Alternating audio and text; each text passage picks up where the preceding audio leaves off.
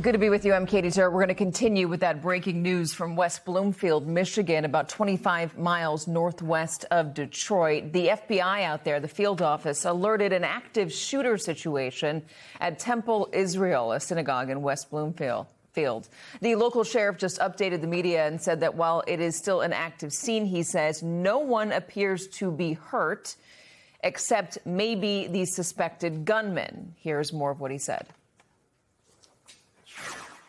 At least one individual came to the temple. Security saw him, engaged him in gunfire. The scene, we're not getting any active stimulus at the moment. We have everything here that we need, including, medics and tactical gear. We're looking to see if there's more than one person. We're still trying to figure that out.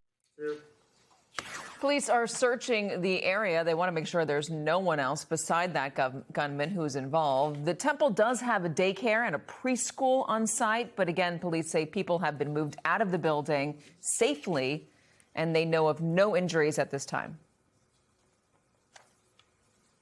I'm scared to death for my friends. I mean, I've never seen anything like this. I've never seen this kind of, this number of police officers out here. And my first thing, to be honest, were the children. There's a whole, daycare program in there, and parents and grandparents have been coming, and they're scared to death for their children. Schools in the area are on lockdown, as you would expect. Residents for about a mile around the scene are being told to shelter in place.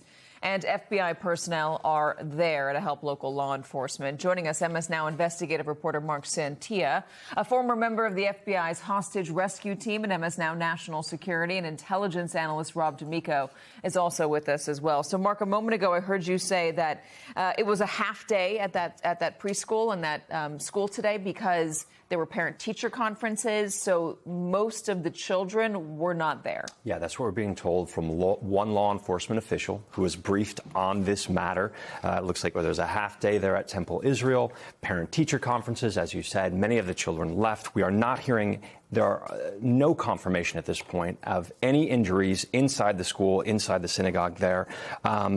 Temple Israel has their own security team, some including law enforcement professionals.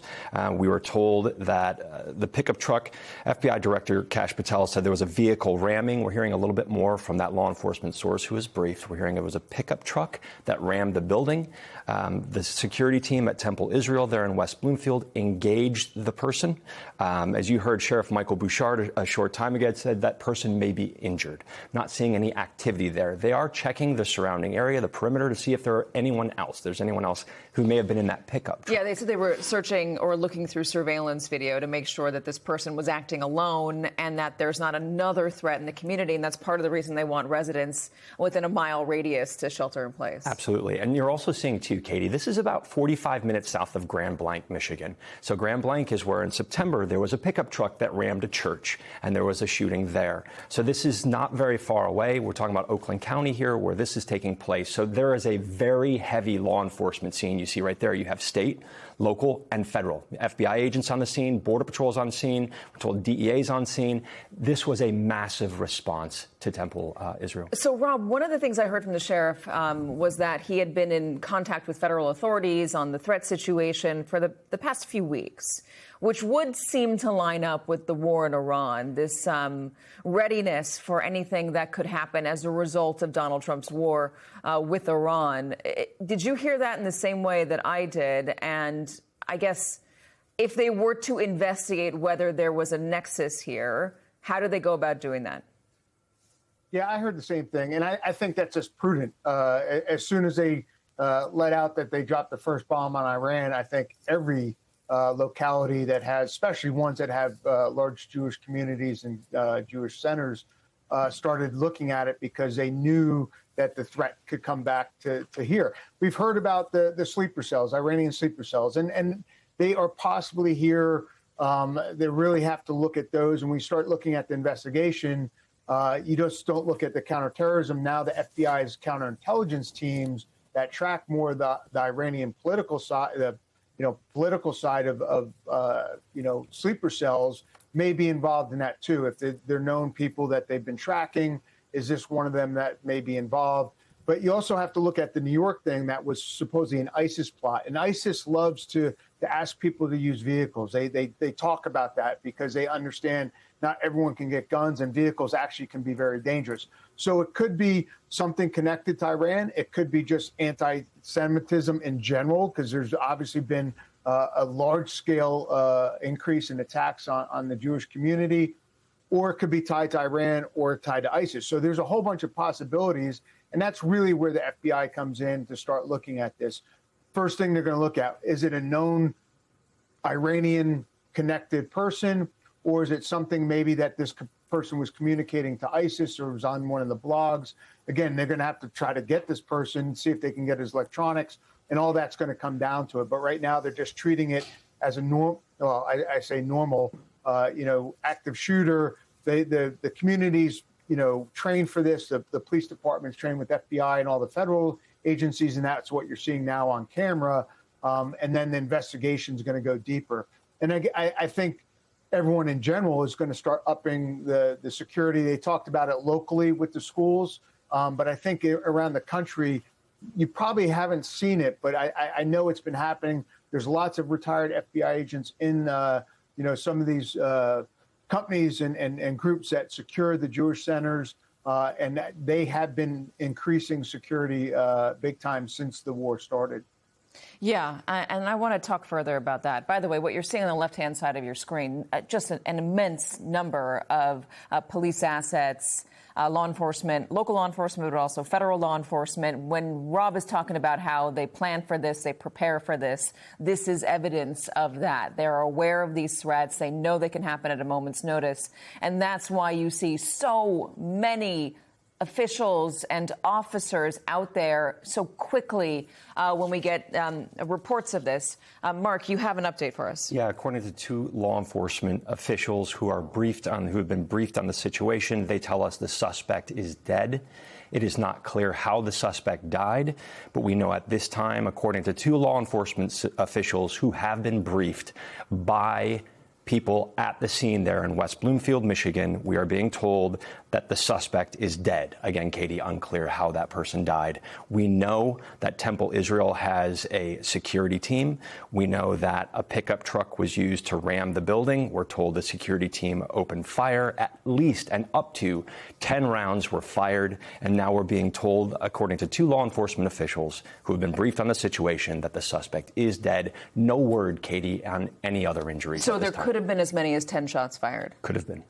There was also reports initially that there was something on fire, the building on fire potentially. We don't believe anything in the building was on fire. What do you have on that? That could have been, and those are initial reports, but that could have been from the pickup truck, from the vehicle ramming the building. They're trying to see if that fire, we saw there was some smoke. Talking to people in the area, they did see smoke coming from Temple Israel.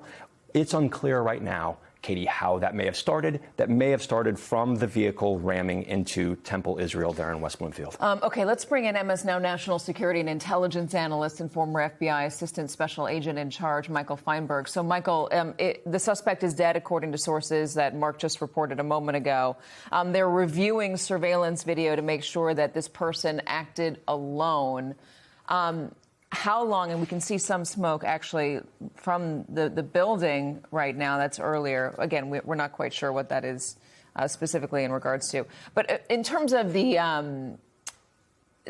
shelter-in-place order that's for a mile radius, how quickly are law enforcement officers going to be able to determine whether this person acted alone and whether this threat is now over?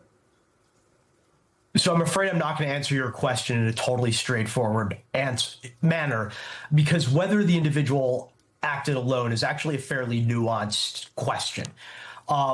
They can probably resolve the shelter-in-place order pretty quickly.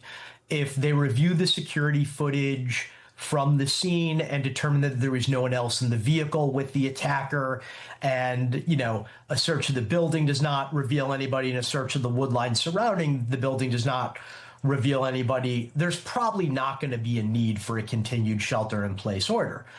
But if this was a state-sponsored action carried out by a nation like Iran or by its government's proxies, it is entirely possible that the cell is part of a larger network, if that's what we have here.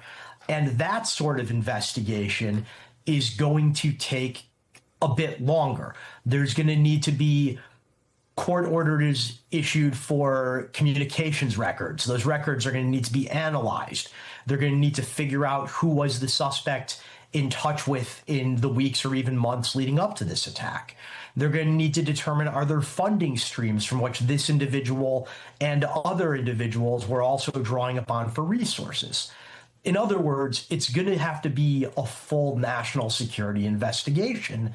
And unfortunately, this is coming at a time where the government of the United States has made a decision to sort of deprioritize traditional national security matters in favor of widening the aperture that the agencies look at to include things like drug cartels. So compared to years past, it's an under-resourced area. And given that we went to war beginning 2 weeks ago, it's an area where the threats are rising. That is really not a position you want your national security apparatus to be in.